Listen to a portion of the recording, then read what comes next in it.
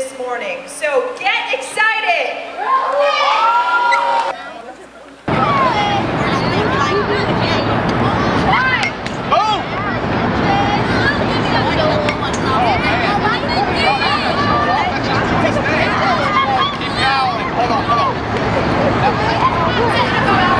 A little bit about baseball later from some of the best college players in the country. They're sitting right here from Stony Brook. And of course, we're going to hear from one of the best pitchers in all of Major League Baseball. Are you guys psyched for that?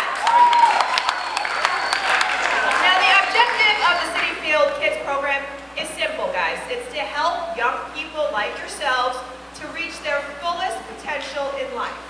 To do this, Citi has partnered with UNH, the New York Mets, and the Jackie Robinson Foundation. These young men from the Stony Brook University baseball team will conduct today's clinic for you guys. So, do you think they believe in principles like teamwork, commitment, determination, integrity? Well, if they didn't, they wouldn't have made it so far to this year's College World Series. That is a big deal, guys. And today they'll be teaching you all the finer points of baseball. So let's welcome them, all right? Let's do that. Our first guest, Michael Rohrig, first baseman from Lindenhurst, New York. Give them a big round of applause.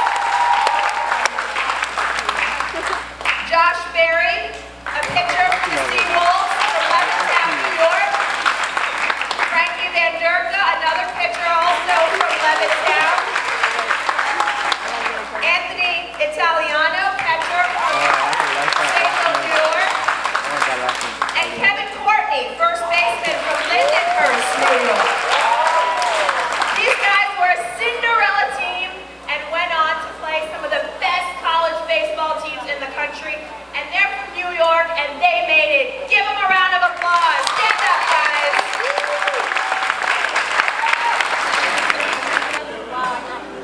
Why it's important for guys such as yourself to be doing events like this? I mean, it's important. It's really for the kids. I mean, to have the kids see role models and people that have made it and seen on TV and stuff like that, it gives them belief in themselves. And I mean, especially if we help them and talk to them, it's the sky's the limit for them. And really, if they see us, I mean, already coming down and us coming down, it was just to be here, it's just a great experience.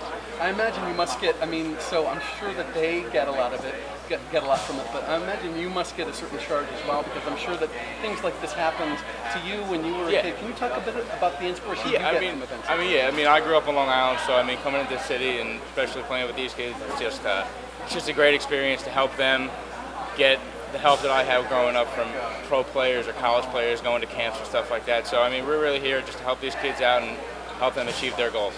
Jackie Robinson was obviously an important person for baseball, but also an important person for the kind of the whole world as far as kind of leader. Can you talk a little bit about the inspiration that you get from someone like Jackie Robinson and what his name and his career mean to you? I mean, what Jackie did was just unbelievable. The bravery he had coming into baseball, being the first African-American baseball player, and just having a bee sting where nothing bothered him. I mean, just coming in, playing for the Dodgers, and just having everyone yelling and screaming at him, pulling and stuff. I mean, just to have the bravery and just go out and play baseball every day as hard as you can like he did, it's just, I mean, it's unbelievable.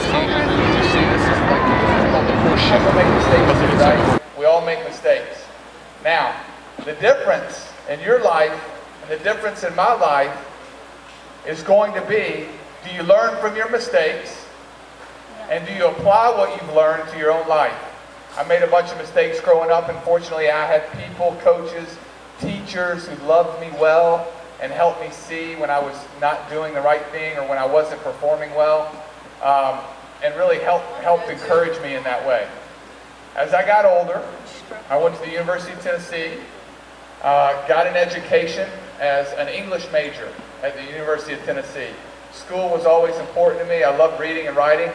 And then from there I got drafted by the Texas Rangers in the first round.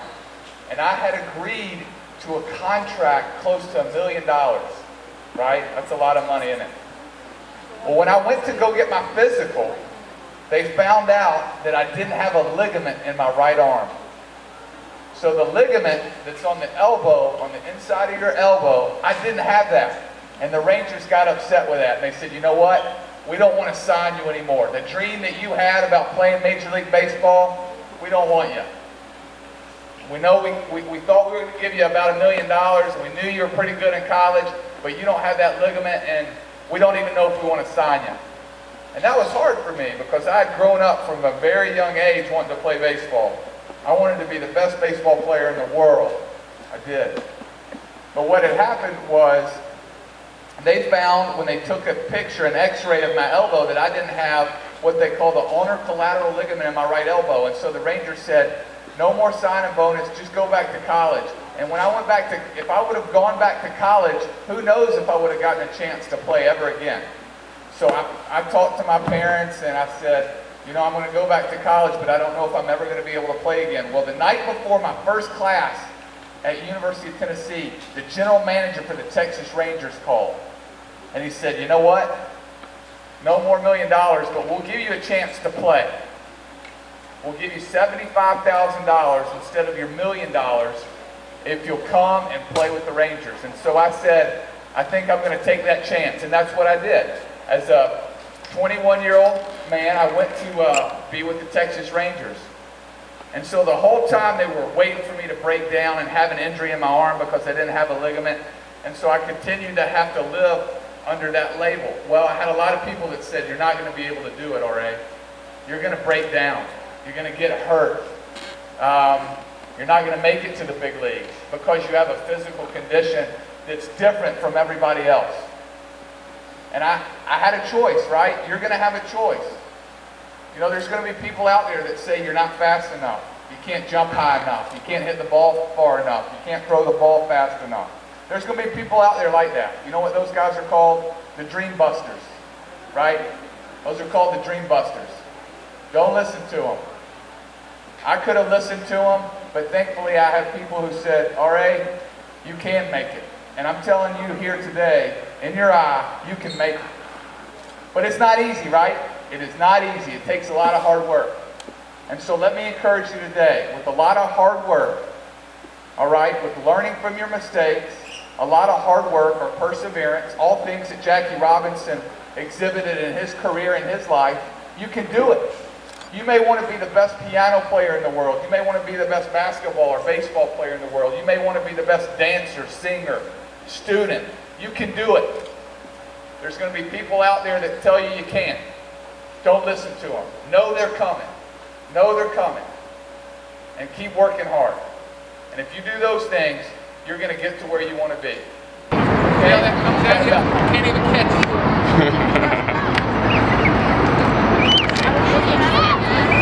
All right. Ready? On 3 minutes. 1, 2, 3. Yes! Y'all have a great day. See you later. Now we're going to do a bunch.